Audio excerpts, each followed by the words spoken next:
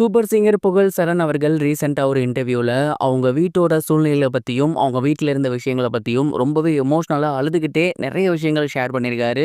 அது என்ன அப்படிங்கிறது தான் இந்த ஒரு வீடியோல நம்ம பார்க்க போறோம். சூப்பர் சிங்கர் சீசன் 11 மூலியமா ரசிகர்கள் மத்தியில சரண் அவர்கள் மிகப்பெரிய ஒரு உற்சாக வரவேற்ப பெற்றிருக்காரு. அந்த ஒரு சீசன் முடிஞ்சதுக்கப்புறம் தொடர்ந்து அவர வந்து ஏகப்பட்ட சோசியல் மீடியால பார்க்க முடியுது. இன்டர்வியூஸ்ல பார்க்க முடியுது. அப்ப அவர பத்தி, அவர் வாழ்ந்த வாழ்க்கைய பத்தி நெறைய எமோஷனலா ஷேர் பண்ணி வந்துட்டுருக்காரு.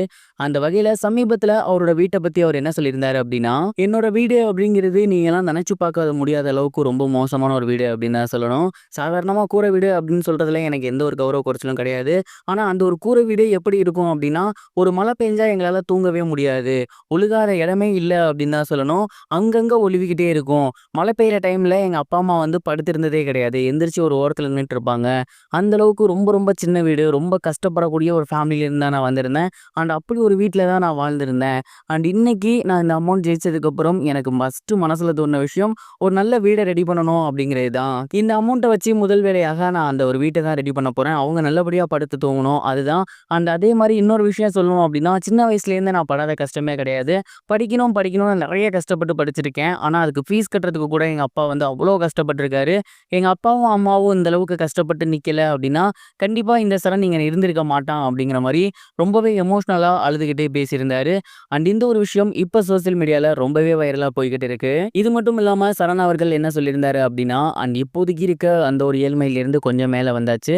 இதுக்கப்புறம் இன்னும் வந்துட்டு சென்னையில வந்து வாய்ப்பு தேடணும். நெறைய சினிமாக்கெல்லாம் போகணும். அண்ட் சினிமால பாடணும். அடுத்த கட்டத்துக்கு போகணுங்கிறது தான் என்னோட ஆசை அப்படிங்கிற மாரி சொல்லியிருந்தாரு. அண்ட் அந்த ஒரு இன்டர்வியூலயே பார்த்தீங்கன்னா, நெறைய பேர் வந்து அவருக்கு வாழ்த்துக்கள் சொல்லியிருந்தாங்க. கண்டிப்பா நீங்க போயிருவீங்க அப்படின்னு. அண்ட் நம்மளுமே கனெக்டிங் சேனல் சார்பா அவரு அந்த ஒரு இடத்த ரீச் பண்ணணும் அப்படின்னு வாழ்த்துக்கள் சொல்லலாம். இது ஒரு புறம் இருக்க டைரக்டர் அமீர் அவர்கள் ரீசெண்டா ஒரு இன்டர்வியூல சூர்யா அவர்களுடனான நட்பை நான் ஏன் முறித்தேன் அப்படிங்கிறத பத்தி ரீசெண்டா ஷேர் பண்ணியிருந்தாரு. குறிப்பா அவர் என்ன சொல்லியிருந்தாரு அப்படின்னா, மௌனம் பேசியதே படம் ரொம்ப ரொம்ப சூப்பரா வந்திருந்துச்சு. அண்ட் அந்த ஒரு படத்தை பார்த்துட்டு சூர்யா சார் ரொம்ப எக்ஸைட்மெண்ட் ஆகி எனக்கு கால் பண்ணாரு. என்னோட கேரக்டர் மிகப்பெரிய அளவில் எனக்கு எக்ஸைட்மெண்ட் ஆக தெரியாது. அவர் ரொம்ப எக்ஸைட்மெண்ட்டாக பேசிட்டு இருக்கப்ப நான் அமைதியாக இருக்கிறத பார்த்து அவருக்கு பிடிக்காம போயிருச்சு. அண்ட் ஒரு தடவை ஒருத்தரை பிடிக்காம போயிருச்சுன்னா அதுக்கப்புறம் அவங்க என்ன பண்ணாலும் நமக்கு பிடிக்காம தான் போகும். அந்த மாதிரி தான் சூர்யா சாருக்கும் இருந்திருக்கு. அதுக்கப்புறமும் எங்களோட நட்பு ஓரளவு நல்லபடியா தான் போய்க்கிட்டே இருந்துச்சு. ஆனா ஒரு கட்டத்துக்கு மேல சூர்யா அவர்கள் வளர வளர நெறைய பேர் வந்து சினிமா துறையில அவர சார்ன்னு கூப்பிடுங்க அப்படிங்கிற மாரி சொல்லியிருந்தாங்க. நான் எப்போதுமே வாங்க ஜி, போங்க ஜி அப்படின்னு தான் பேசுவேன்.